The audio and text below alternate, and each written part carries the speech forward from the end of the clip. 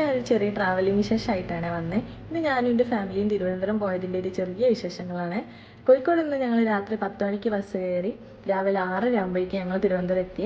അവിടെ ഞങ്ങൾ നേരെ ഒരു ചായയും കുടിച്ചിട്ട് എൻ്റെ ഏച്ചീൻ്റെയും ഏട്ടൻ്റെയും നാട്ടിലേക്കുള്ള ബസ് കയറി. ആ യാത്രയും സ്ഥലങ്ങളൊക്കെ അടിപൊളിയായിരുന്നേ.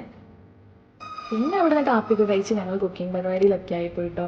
സത്യം പറഞ്ഞാൽ അതൊന്നും എനിക്ക് വീഡിയോ എടുക്കാൻ പറ്റിയില്ല. ആക്ച്വലി എന്നോട് മറന്നു പോയതാണ്. നല്ല സങ്കടം ഉണ്ടായില്ല. സാരല്ല, അടുത്ത പ്രാവശ്യം റെഡിയാക്കാം. പിന്നെ ഫുഡൊക്കെ കഴിച്ച് ഞങ്ങൾ അവിടെ നിന്ന് റെസ്റ്റൊക്കെ ചെയ്ത് ഞങ്ങൾ നേരെ വൈകിട്ടായപ്പോൾ ആറ്റിലേക്ക് കുളിക്കാൻ പോയി. നല്ല രസമായിരുന്നു കേട്ടോ അതൊക്കെ. ഇവിടെ വീട് നിൽക്കുന്ന സ്ഥലവും ചുറ്റുപാടും ആറ്റിലോട്ടുള്ള വഴിയും ആറൊക്കെ കാണാൻ അടിപൊളിയായിരുന്നു. ഗൈസ്, ഭയങ്കര ഒരു ടെററിസ്റ്റ് ആയിട്ടുള്ള വഴിയാണ് കേട്ടോ ആറ്റിലേക്കുള്ള. നിങ്ങൾ ഏതൊക്കെയോ കാടിനുള്ളിൽ കൂടെ പോകുന്നുണ്ട്. മുമ്പിലും ആൾക്കാരുണ്ട്, ബാക്കിലും ആൾക്കാരുണ്ട്.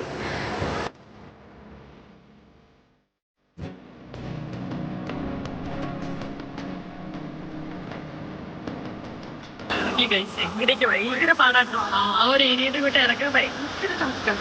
പക്ഷെ എങ്ങനെയൊക്കെ ഞങ്ങൾ ഇറങ്ങി. ബൈക്കുണ്ട്, നല്ല ബൈക്കുണ്ട്, നല്ല മലവെള്ള പാച്ചിലായുണ്ട്, നല്ല ബൈക്കുണ്ട്. അങ്ങനെ ഇവിടെ എത്തിക്കിട്ടിയ വലിയ പറ്റി.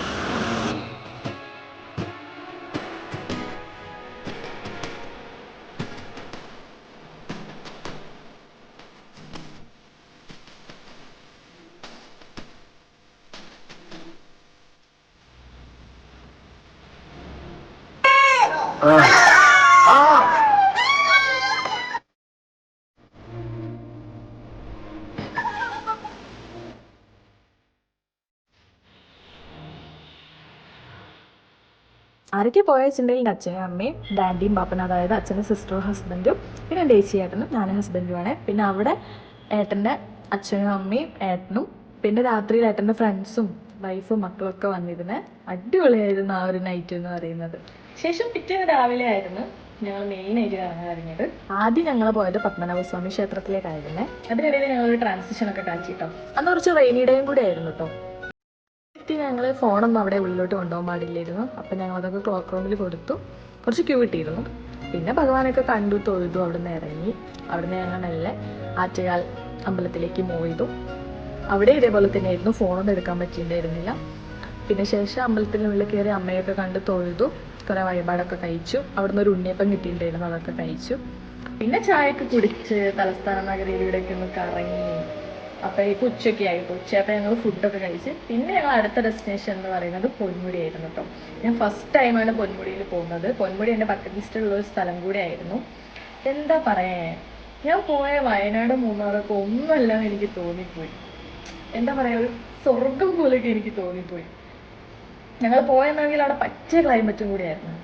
പിന്നെ ഞങ്ങളെ കൂടെ കൂടി ഞങ്ങളവിടേക്ക് എത്തിച്ച ശ്യാമണ്ണനെ ഞാൻ ഈ അവസരത്തിൽ സ്മരിക്കുന്നുണ്ട് കേട്ടോ. പിന്നെ അവിടെ നിന്ന് ചായയൊക്കെ കുടിച്ച് ഞങ്ങൾ നല്ല വീട്ടിലോട്ട് മൂന്നാറാമത് തോന്നുന്ന തിരുവനന്തപുരത്ത് പൊന്മുടിയിലാണ്.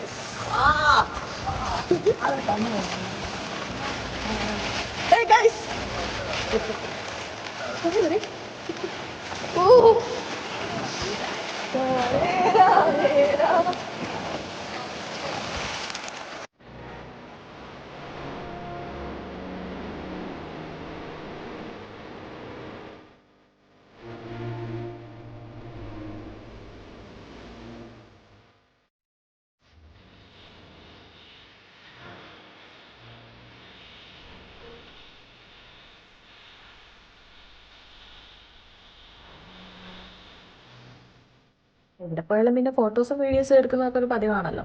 അത് പിന്നെ ഞങ്ങളായിട്ട് തെറ്റിച്ചില്ല. ഞങ്ങളും കുറേ ഫോട്ടോസും വീഡിയോസും ഒക്കെ എടുത്തു. പൊന്മുടിയിലൊന്നും അത്യാവശ്യം ക്രൗഡ് ഉണ്ടായിരുന്നു കേട്ടോ. പിന്നെ കുറേ അട്ടയുണ്ടായിരുന്നു.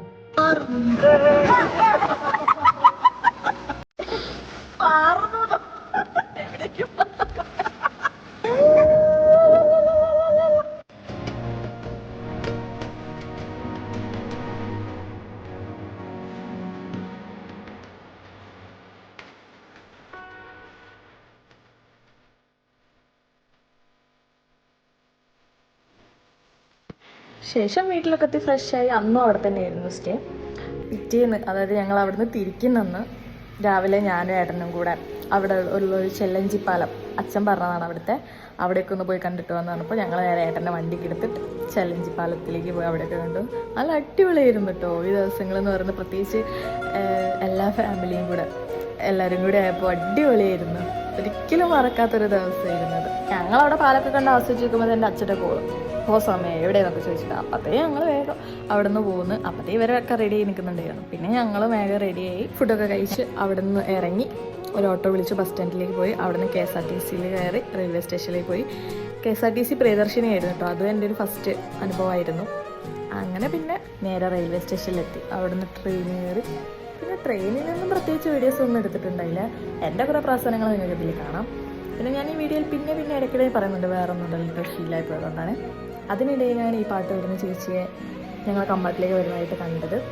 നന്നായിട്ട് പാടുന്നുണ്ടായിരുന്നു കേട്ടോ ആ ചേച്ചി. എനിക്കപ്പോൾ അതുകൂടെ വീഡിയോ എടുക്കണമെന്ന് തോന്നി.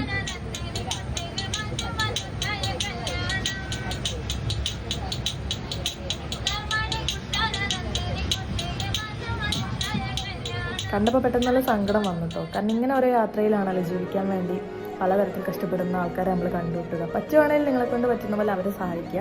അപ്പോൾ ഇത്ര വീഡിയോ ആയിട്ട് കാണാം. ബൈ.